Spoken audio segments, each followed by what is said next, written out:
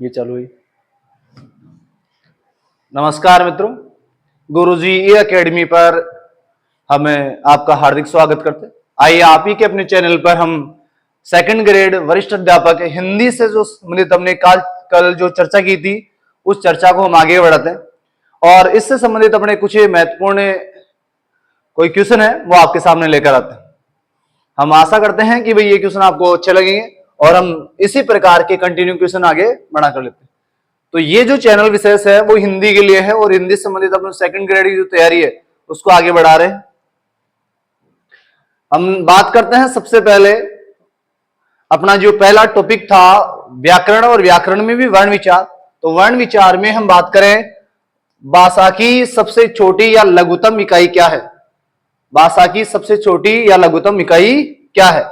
देखो, जब भाषा की बात की जाए तो मानव द्वारा अपने भावों की विचारों का जो माध्यम होता है, जो साधन होता है, जिसके द्वारा भावों का आदान प्रदान किया जाता है, अभिव्यक्ति का जो माध्यम है वो है भाषा। और भाषा को हम तीन प्रकार से देख सकते हैं, मौखिक रूप में, लिखित रूप में, और जो प्राचीन काल की बात की जाए तो सांकेतिक रूप में। मौखिक रूप में यदि बात करें तो मनुष्य के मुख द्वारा उच्चारित जो ध्वनि है, जो आवाज है, उसको हमने नाम रखा, और उसका जो प्रारंभिक इकाई है या उसका जो महत्वपूर्ण इकाई मानते हैं मौखिक रूप की, वो है बेटा ध्वनि। क्या है? ध्वनि। और यदि हम बात करें इसकी भाषा की सबसे छोटी लघुतम इकाई, और इस प्रकार से अपने सामने क्वेश्चन हो तो वहां हम बात करेंगे सबसे छोटी इकाई होती है क्या? वर्ण। जबकि मौखिक रूप में क्या होगी? ध्वनि। और वर्ण के ही प्रकार होते हैं स्वर, और वर्णों का एक सार्थक समूह है, कहलाता है शब्द। जबकि सार्थकता की बात करें तो शब्द है वो सार्थक रूप में आते हैं, जबकि हम वर्ण की बात करेंगे तो वर्ण निरर्थक इकाई होता है। आगे चले नेक्स्ट क्वेश्चन की ओर। दूसरा जो अपना क्वेश्चन है, गुण स्वर संधि का नियम नहीं है। अपन देखो, हम संधियों की जब बात करेंगे तो संधियां होती है अपने तीन प्रकार की। जब किसी वर्ण का वर्ण से मेल होने पर जो कोई विकार नहीं होता उसको कहते हैं हमें संयोग। लेकिन जब वर्ण का वर्ण से मेल होता है और वहां उत्पन्न विकार जो ध्वनि आती है, उस उत्पन्न विकार ध्वनि को कहा जाता है संधि। तो वर्णों के आपसी मेल से उत्पन्न विकार ध्वनि को संधि कहते हैं। और इसी प्रकार से अपनी तीन प्रकार की संधियां होती है। स्वर का स्वर से तो स्वर संधि, व्यंजन का यदि स्वर और या व्यंजन से यदि मेल हो तो वहां व्यंजन संधि, और यदि विसर्ग का स्वर या व्यंजन से मेल होता है तो विसर्ग संधि। तो यहां पर अपने स्वर संधि के 5 जो भेद होते हैं उनमें से एक भेद का क्वेश्चन आया। जब किसी स्वर का स्वर से मेल हो और उत्पन्न विकार हो उसे कहते हैं बेटा स्वर संधि। स्वर संधि के 5 जो अपने प्रकार है, उन 5 प्रकारों में एक प्रकार है गुण स्वर संधि। गुण स्वर संधि। तो इसका जो नियम है अपने सामने कि इसका नियम नहीं है, तो इसका देखो पहले नियम देखें हमें गुण स्वर संधि का, कि ए या आ के बाद में, ए या आ के बाद में यदि ई या बड़ी, ई या दीर्घ रूप आ जाए तो ए हो जाता है। ये इसका पहला नियम है। दूसरे नियम की बात करें, ए या आ के बाद में यदि ऊ या दीर्घ ऊ आए और वहां पर उसका ओ हो जाए, उनमें एकादेश हो जाए और ओ हो जाए, तो ये भी अपना नियम है दूसरा। तो ये भी नियम है और ये भी नियम है। अगला देखो, ए या के बाद में यदि री आए, ए या के बाद में री आए तो वहां हो जाता है अर। तो ये तीनों तो नियम अपने किसके हैं? गुण स्वर संधि के। अगला देखो, ए या के बाद में ए या आई आए तो अय हो जाता है। ये अपने वृद्धि संधि का नियम है। कौन संधि का नियम है? वृद्धि का। तो यहां इसका राइट आंसर क्या होगा? तो यहां इसका राइट आंसर होगा डी। इनके देखो उदाहरण में हम देखें, जैसे हम बात करें रमा धन ईश, रमा धन ईश, आ में ई का योग हो रहा है और एकादेश होने पर ए हो जाता है और एक ही मात्रा हम मैं पर लगाते हैं। तो रमेश, इसका हम मिलाकर बनाएंगे तो रमेश। रमेश में संधि कौन सी है? गुण स्वर संधि। आगे हम बात करें जैसे परोपकार, परोपकार, और परोपकार की जब बात की जाए तो परधन उपकार, परधन उपकार, परोपकार, ए का उसे मेल हो तो ओ जाता है। और इसमें देखो काण्व धन ऋषि, काण्व धन ऋषि, इसको मिलाकर करेंगे तो काण्वार्षि, ए और रि का मिलकर अर हो जाता है। इस प्रकार से अपनी स्वर संधि का नियम नहीं है तो ये वाला नहीं है। बाकी हमने देखा उदाहरणों के दौर पर भी। आगे चलते हैं नेक्स्ट। किस विकल्प में स्वर संधि नहीं है? अपने स्वर संधि होती है, उसका 5 भेद होते हैं, उन 5 भेदों को छोड़ दिया जाए, उनके अलावा यदि कोई दूसरी संधि की बात करें तो या तो व्यंजन होगी या फिर उसमें विसर्ग होगी, तो स्वर संधि नहीं है। नहीं है बताना है। हिमालय में है हिमधन आलय, ए के साथ आ का योग किया जाए तो दीर्घ स्वर हो जाता है, उसमें सजातीय वर्ण वाले बात करेंगे तो हिमालय, हिमालय में आपकी दीर्घ संधि है। परोपकार, पर धन उपकार, पर धन उपकार, यहां पर भी आपकी गुण संधि है। सज्जन, देखो इसमें कहां पर स्वर संधि नहीं है तो सज्जन, सज्जन में हम बात करें तो सत धन जन। जब हम तय या दय का कोई नियम पढ़े और उस तय या दय के नियम में हम पढ़े इनके बाद में कोई समान स्वर आ जाए, जैसे समान अपने व्यंजन आए जय, तो जय का इस तय का हो जाएगा जय, और ये दोनों मिलाकर हो जाएंगे जय, इस प्रकार से। तो यहां पर है अपनी व्यंजन संधि। विनायक में है आदि संधि, विनय दाने, विनय दाने अक, ये अयादि संधि का उदाहरण है। तो यहां पर कौन से में नहीं है तो सज्जन में अपनी व्यंजन संधि है। और बाकी तीनों ऑप्शन दे रखे हैं वहां पर अपनी संधि है स्वर संधि। आगे बात करें चौथे क्वेश्चन पर। चौथे क्वेश्चन पर हम चलते हैं और अपना है किस विकल्प में वृद्धि संधि का नियम है?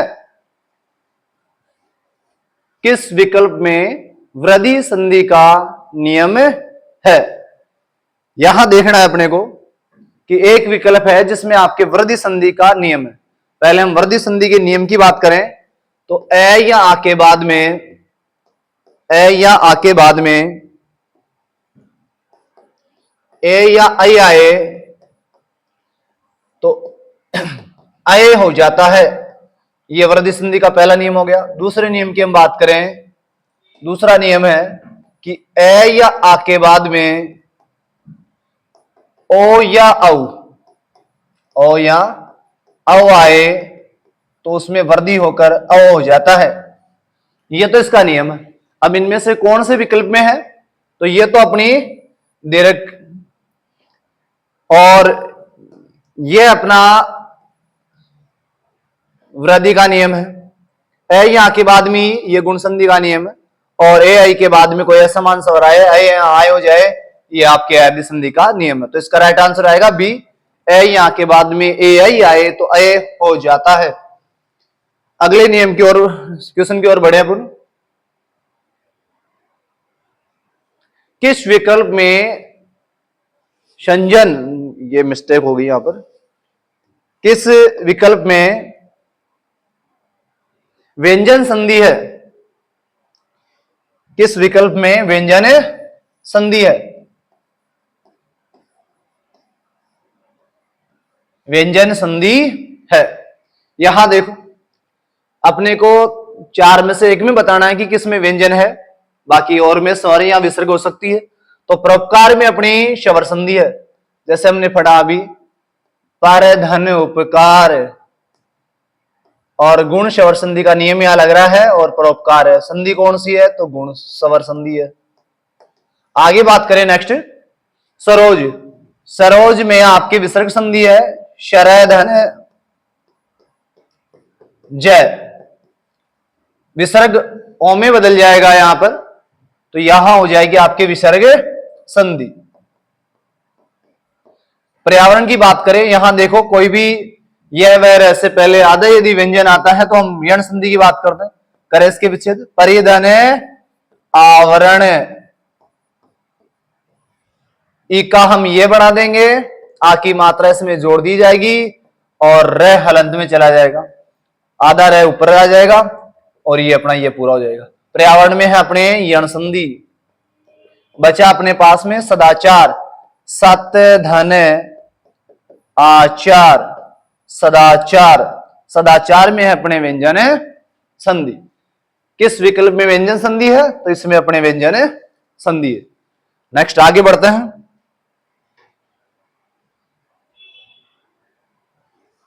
किस विकल्प में अयादी संधि का नियम नहीं है? यहां हम बात करें, अपने शवर संधि के 5 भेद होते हैं, दीर्घ शवर संधि, गुण शवर संधि, वृद्धि शवर संधि, यण शवर संधि और अयादी शवर संधि। पांचों के जो नियम है वो हमें कभी क्लास में पढ़ेंगे, लेकिन फिलहाल यहां देखें तो किस प्रकार का इसमें नियम है वो नहीं है, वो देखते हैं। यहां हम बात करें कि कौन सा नहीं है, तो ए के बाद में कोई असमान स्वर आए, अयादी का नियम नहीं है। तो यहां देखना, ए के बाद में असमान स्वर आए तो अय होता है, ये सही है। अय के बाद में असमान स्वर आए तो आय हो जाएगा, ये भी इसका नियम है। ओ के बाद में असमान, ओ के बाद में असमान स्वर आए तो आ हो जाएगा, ये भी अपना नियम है। तो बचा फिर ऑप्शन डी, ये अपना हो जाएगा। उ या बड़े उ के बाद में कोई भी असमान स्वर आए तो उ को बदल देंगे बेटा में वह में, और ये अपना संधि है, यण संधि का नियम है। कौन संधि का नियम है? यण का। बाकी ऊपर वाले तीनों जो है ऑप्शन है वो कौन संधि के हैं? अयादी स्वर संधि के। देखो यहां एक उदाहरण, जैसे मैं बात करूं नयन की, नयन, नयन, ने धन अन, ये अय में बदल जाएगा और अपना हो जाएगा नयन। उसी प्रकार से नायक, तो नायक में भी अपनी यह संधि है, नए धन अक, अयादी संधि है। आगे बात करें अपन भवन में, भवन का हो जाएगा भौ धन अन्य, और उसी प्रकार से भावना है, विनायक है, विधायक है, पवन है, सब में। तो यह अपना नियम नहीं है, डी ऑप्शन इसका राइट आंसर रहेगा। आगे बढ़े पुन, देखो नेक्स्ट 7वें नंबर के क्वेश्चन की ओर चलते हैं, और अपना है यण शवर संधि का उदाहरण नहीं है। यण शवर संधि का उदाहरण नहीं है, तो यहां देखना, पहले यण शवर संधि का नियम है क्या? तो यदि ई या दीर्घी के बाद में कोई भी असमान स्वर आए, कोई भी असमान स्वर आए, तो इस ई को बदलेंगे हमें ये में और असमान स्वर की मात्रा उसमें जोड़ दी जाएगी। दूसरा अपना नियम है, उ या बड़े उ के सामने भी कोई असमान स्वर आए, क्या है? असमान स्वर। यदि पूछ लिया जाए आपसे समान स्वर आए, तो समान स्वर आएगा तो वहां पर अपनी हो जाएगी दीर्घ स्वर संधि। जबकि ई या बड़ी या उ या बड़े उ के सामने भी कोई असमान आएगा तो हम बात करेंगे यण स्वर संधि। इसको बदलेंगे बेटा हमें वह में। और इसी प्रकार से यदि तीसरा नियम देखें, री के सामने भी कोई असमान स्वर आए तो हम री को बदलेंगे रह में। तो यहां पर यण स्वर संधि का उदाहरण नहीं है, आपको उदाहरण बताना है यहां पर। तो देखो इसमें प्रतिधन अक्ष, इसका विच्छेद होगा प्रतिधन अक्ष, ई को ये में बदलेंगे तो ये अपना है। पर्यावरण की बात करें तो परिधन आवरण, परिधन आवरण, ये अपने आएगा अपने यण संधि में। आगे देखते हैं अधिधन, अधिधन अक्ष, और यह भी आपके यण संधि का नियम है। बचा एक उच्छ्वास, उच्छ्वास की हम बात करें तो उत्धन श्वास, उत्धन श्वास, ये आपका व्यंजन संधि का नियम है। कौन संधि का नियम है? व्यंजन संधि का नियम है, व्यंजन संधि का नियम है। तो इनमें देखा हमने, हम एक कई बार ये सोचते हैं कि यह वह और ऐसे पहले कोई आधा व्यंजन आए तो वहां हम लगभग मानते हैं कि यण स्वर संधि है, वही बात। लेकिन यहां पर आधा व्यंजन है, वो छ से पहले ये अपना तय की संधि के बाद में यदि इससे आएगा तो वो 6 में बदल जाता है, हम वहां पढ़ेंगे इसको। तो इस प्रकार से हमने यहां देखा य से पहले आधा व्यंजन है, य से पहले भी आधा व्यंजन है और य से पहले आधा व्यंजन है। तो यहां संधि अपनी यण स्वर संधि। आगे बात करें नेक्स्ट।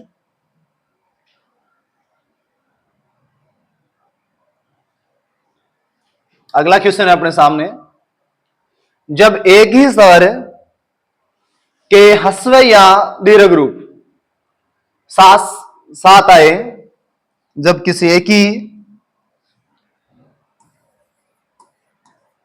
कोई स्वर हो और उसका ह्रस्व भी या दीर्घ रूप एक साथ आए, तो दोनों स्वरों के स्थान पर एक आदेश संधि में होता है। कौन सा स्वर होगा? कहने का मतलब तात्पर्य है कि जैसे ए और ए, ये तो दोनों ह्रस्व रूप है, इनका तो अपने गुरु हो जाएगा, लघु का गुरु होता है। लेकिन यहां ह्रस्व भी आ जाए और उसका दीर्घ रूप भी आए, इस प्रकार से ए या आ के बाद में क्या है, या तो ह्रस्व आ जाए या उसका गुरु रूप आए, दीर्घ रूप आए, तो भी उसमें क्या होगा, तो उसमें आपका दीर्घ रूप ही होगा। कौन सा होगा मित्रों? दीर्घ रूप ही होगा। और यह संधि होगी अपनी दीर्घ स्वर संधि। बात की जा रही है किसी स्वर की, तो ये स्वर ही है, ह्रस्व है या दीर्घ, तो ह्रस्व है या दीर्घ, ए के सामने आए या आ के सामने ए आए, एक साथ साथ आए, तो दोनों के स्वरों के स्थान पर कौन सा स्वर होगा, तो अपना होगा दीर्घ स्वर, और ये अपनी संधि होगी दीर्घ स्वर संधि। आगे देखो नेक्स्ट, रमेश शब्द का सही संधि विच्छेद है। रमेश शब्द का सही संधि विच्छेद किसमें, किस प्रकार से संधि बनी, तो वो देखिए अपन। देखो रमेश का हम बात करें तो इसको पर्यायवाची स्वरूप देखा जाता है विष्णु जी, और यहां पर संधि तो है बेटा गुण। कौन संधि है? गुण स्वर संधि। गुण स्वर संधि का पता ऐसे लगे हम, देखो रमा, रमा का मतलब होता है लक्ष्मी, धन ईश, इसका मतलब होगा स्वामी। तो लक्ष्मी का जो स्वामी है विष्णु जी, और यहां देखो आके सामने ई आ रहा है, योग करेंगे तो आता है ए, और ये अपने गुण स्वर संधि में आता है। तो इसका सही संधि विच्छेद होगा रमा धन ईश, बी ऑप्शन अपना राइट आंसर है। 10 क्वेश्चन हमने देखे संधियों संबंधित,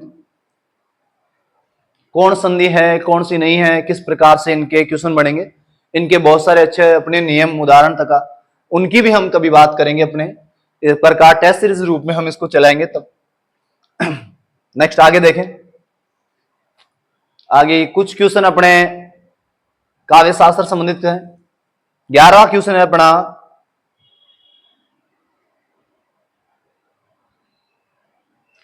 प्रस्तुत पंक्तियों में छंद है। देखो काव्य में यति गति गण विराम, अपने यति गति गण वर्ण तुके लय, इनसे संबंधित यदि कोई तुक नियमित रचना हो उसे हम बोलते हैं छंद। छंदों की बात की जाए, छंद 2 प्रकार के होते हैं, अपने वर्णिक छंद और मात्रिक छंद। तो उनका यहां पर दिया गया है एक उदाहरण, और उसमें अपने को बताना है किस प्रकार का एक छंद है।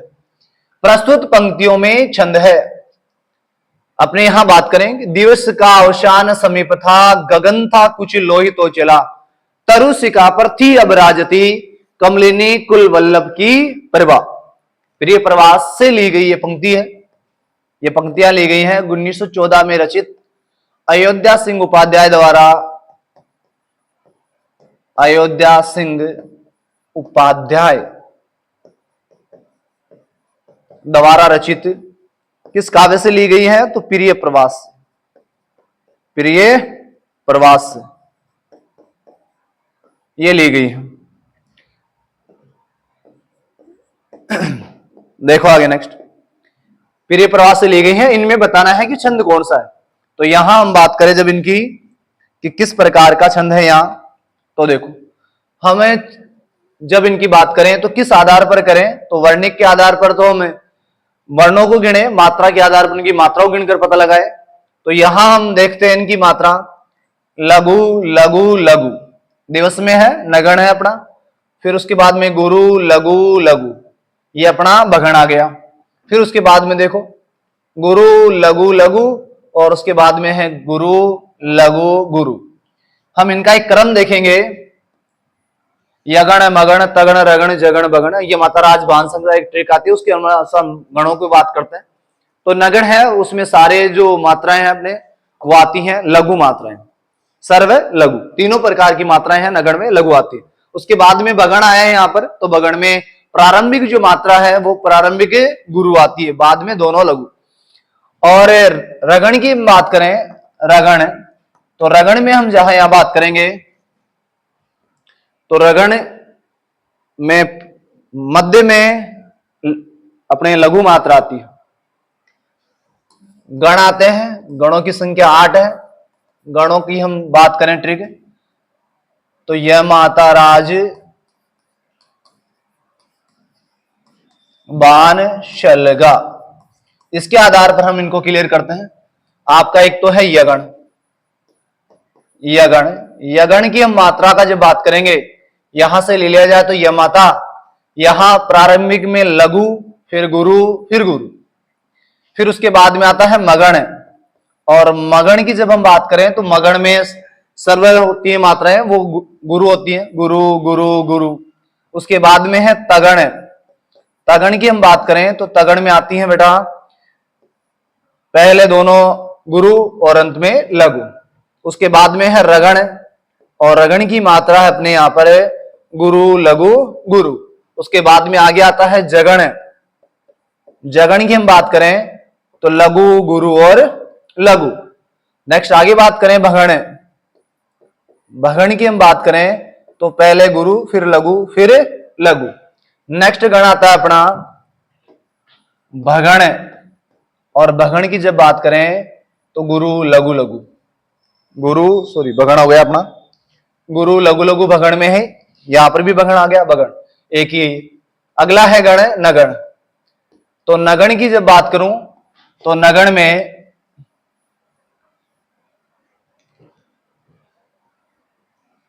तीनों जो मात्राएं होती हैं लघु लघु होती हैं, लघु लघु लघु। अगला है सैगण, सैगण का हम बात करेंगे तो लघु लघु और अंत में गुरु। ये अपने इस प्रकार से 8 गण होते हैं। 8 गणों को हमने इस ट्रिक से देखा। तो यहां पर जब कभी द्रुत विलंबित छंद पढ़ेंगे तो वहां हम एक ट्रिक पढ़ेंगे कि नववर, पहले आपका एक गण आए नगण, फिर आए भगण, फिर आए भगण, और फिर आए रगण। नगण भगण भगण और रगण, नगण फिर भगण, फिर भगण, और फिर आ जाए रगण। इस प्रकार से यदि अपने सामने कोई आता है तो वहां होता है द्रुत विलंबित छंद। इसमें 12 वर्ण होंगे, तो इसको देखें एक बार। यहां हम देखते हैं इसको,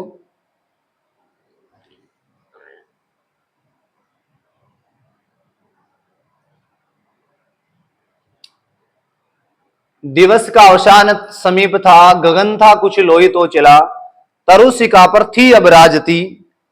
ये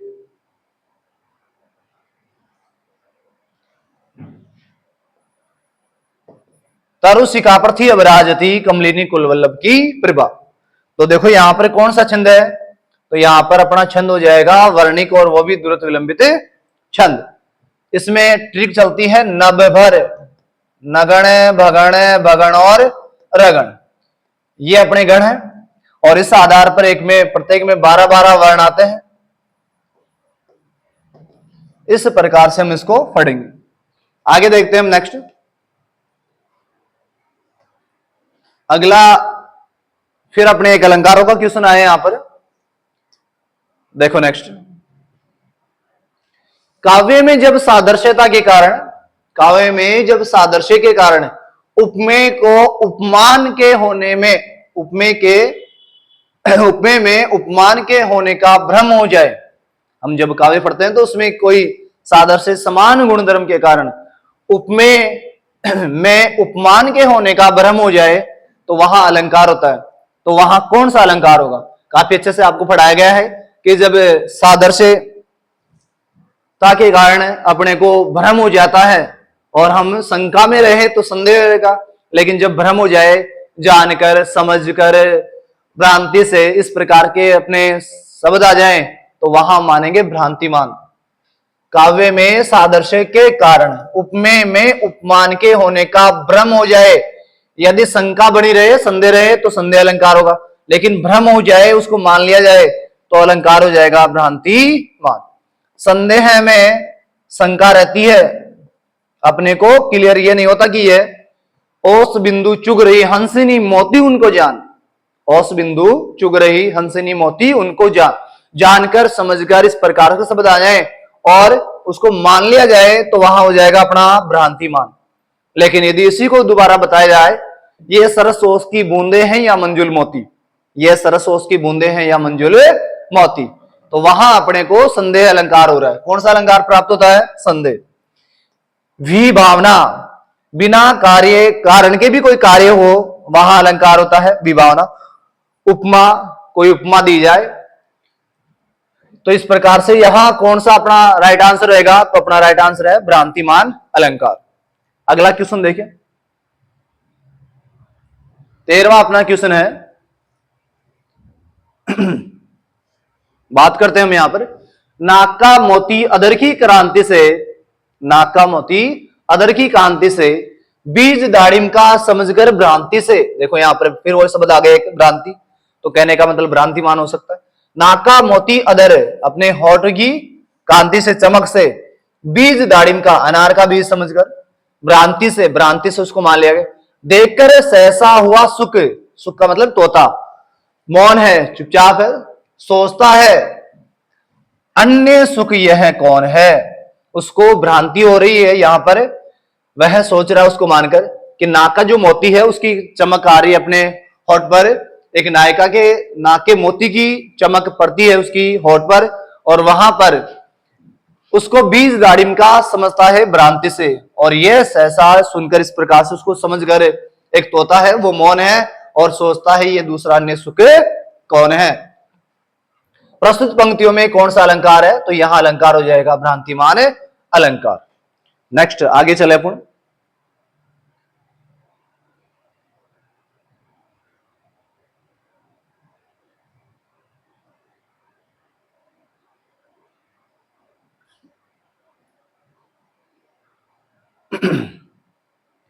ठीक है फिर यहां तक रेडी।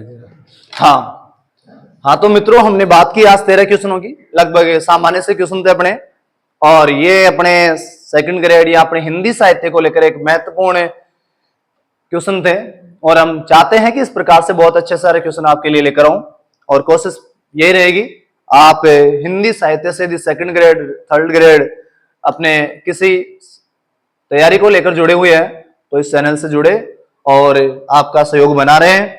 आपके लिए इसी प्रकार से महत्वपूर्ण सहायक सामग्री में यहाँ पर प्रस्तुत करता रहूंगा, जो आपकी मंजिल तक के रास्ते में अपने लिए उपयोगी होगी। तो यहीं तक के लिए धन्यवाद। हम फिर जुड़ते हैं एक नए सेशन के साथ। धन्यवाद।